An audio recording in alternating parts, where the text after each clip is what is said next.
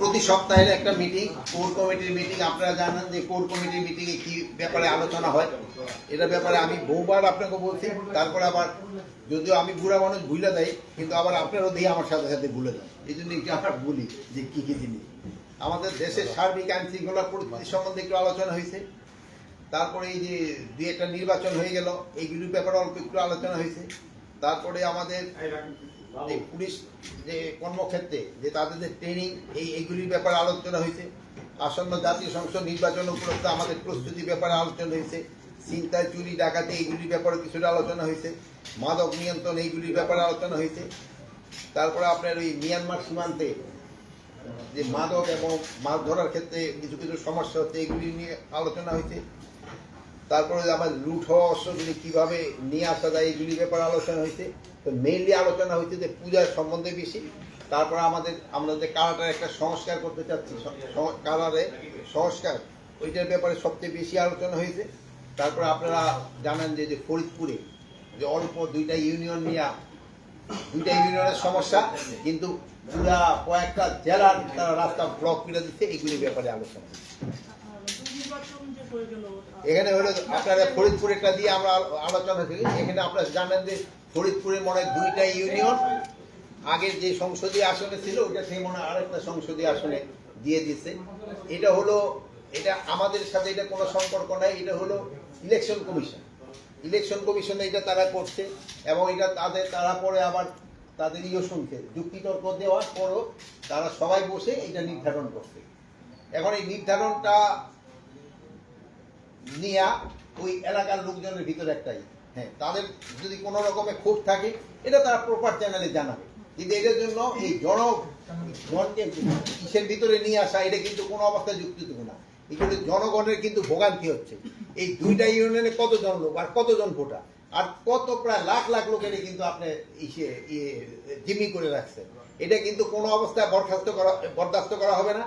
আমরা হয়তো এই আজকেই বিকালের মধ্যে যদি এটা তারা সমাধান না করে, আমরা আইন প্রয়োগের মাধ্যমে এটা করবে। এটা ক্ষেত্রে আমার মনে হয় আপনাদের সবাই সাহায্য সহযোগিতা লাগবে।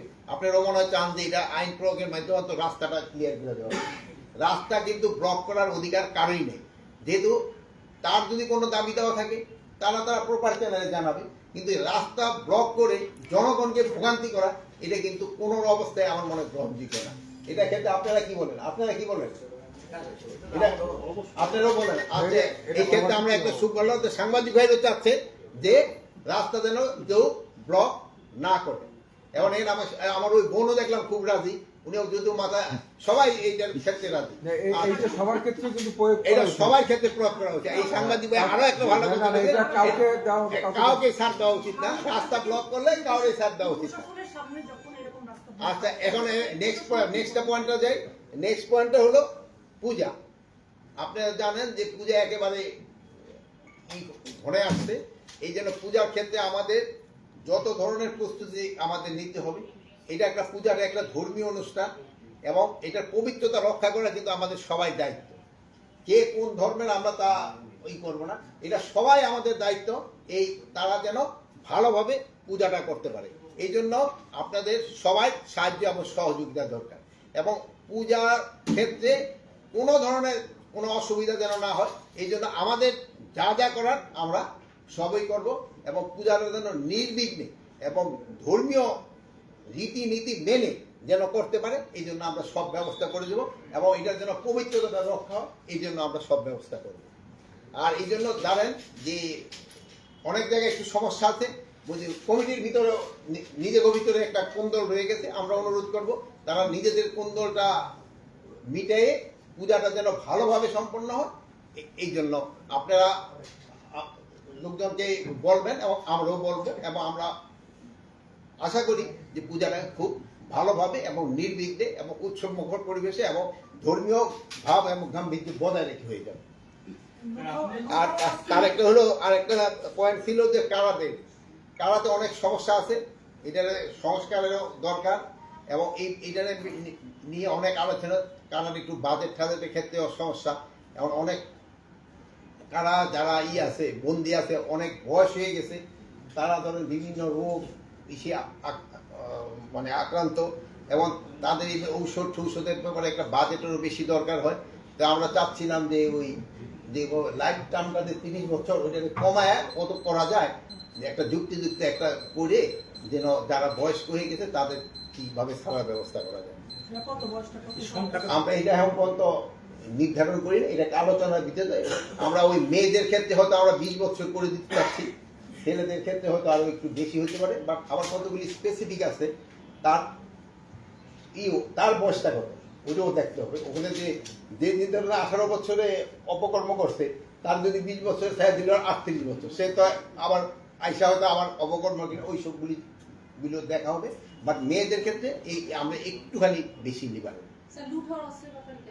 লুট হওয়ার অস্ত্র যেগুলি আছে এইগুলি কিন্তু প্রতিদিনে উদ্ধার হচ্ছে। আপনারা কিন্তু ওই স্ক্রলে দিচ্ছেন, আপনারা পেপারও দিচ্ছেন, এটা ডেইলি কিন্তু পুরস্কার ঘোষণার পরও এটা উদ্ধার হচ্ছে। তা আপনাকে ভিতরে মনে হয় কেউ এখন পর্যন্ত পুরস্কার পান নাই।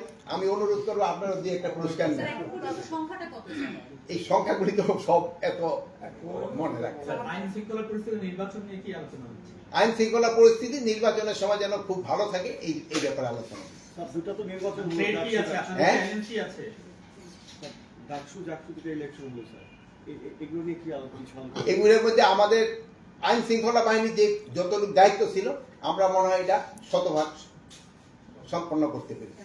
আমাদের আইন শৃঙ্খলা বাহিনীর সম্বন্ধে কারো কোনো ধরনের কোনো অভিযোগ নাই এবং আমাদের কোনো প্রস্তুতির কোনো অভাব ছিল না। জাতীয় নির্বাচনে আপনার আইন শৃঙ্খলা চ্যালেঞ্জটা এটা নিয়ে কি? এই জাতীয় নির্বাচন তো আরো অনেক পরে, এটার জন্য তো আপনারা জানেন আমরা ট্রেনিং সব শুরু করে দিতে, আমাদের প্রস্তুতি শুরু হয়ে গেছে। আপনারা ভালো থাকেন, আল্লাহ হাফেজ।